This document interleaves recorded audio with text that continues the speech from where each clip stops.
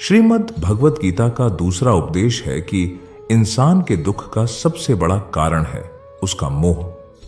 मोह से अज्ञान आता है और जीवन में समस्याएं शुरू होने लगती हैं। महाभारत में धृतराष्ट्र को दुर्योधन से इतना मोह था कि वो अपने पुत्र को गलत काम करने से भी रोक नहीं सके। धृतराष्ट्र को पुत्र मोह की वजह से धर्म अधर्म ज्ञान ही नहीं रहा और अंत में सब कुछ बर्बाद हो गया। महाभारत में श्री कृष्ण ने अर्जुन से कहा था, जब ज्ञान की धारा बहती है तो सबसे पहले मोह को नष्ट करती है। मोह को इसलिए नष्ट करती है क्योंकि मोह अज्ञान है। यूनान का सम्राट सिकंदर पूरी दुनिया को जीत लेना चाहता था। एक दिन एक नागा साधु ने सिकंदर से कहा, तू यह पूरी दुनिया जीत लेगा, उसके बाद क्या करेगा? क्योंकि इसके अलावा दूसरी कोई दुनिया है ही नहीं। इतना कहकर संत जोर जोर से हंसने लगा। संत की बातें सुनकर सिकंदर को निराशा होने लगी। सिकंदर ने संत से पूछा कि आप हंस क्यों रहे हैं?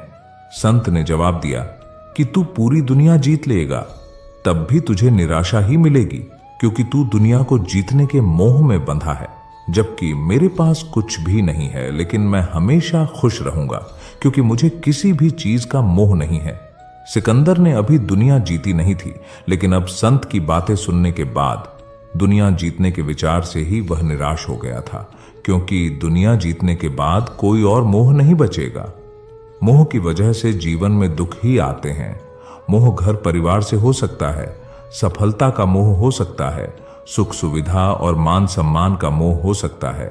जहां मोह रहेगा वहां दुख तो आएगा ही। मोह जब सफल होता है तो दुख मिलता है, और जब असफल होता है तब भी दुख ही मिलता है।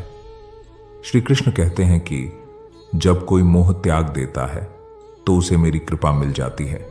मोह रहित व्यक्ति परम आनंद प्राप्त करता है। इसीलिए मोह का त्याग करना चाहिए और जो हमारे पास है उसी में संतुष्ट रहना चाहिए। ज्यादा पाने का मोह रहेगा तो दुख मिलना तय है।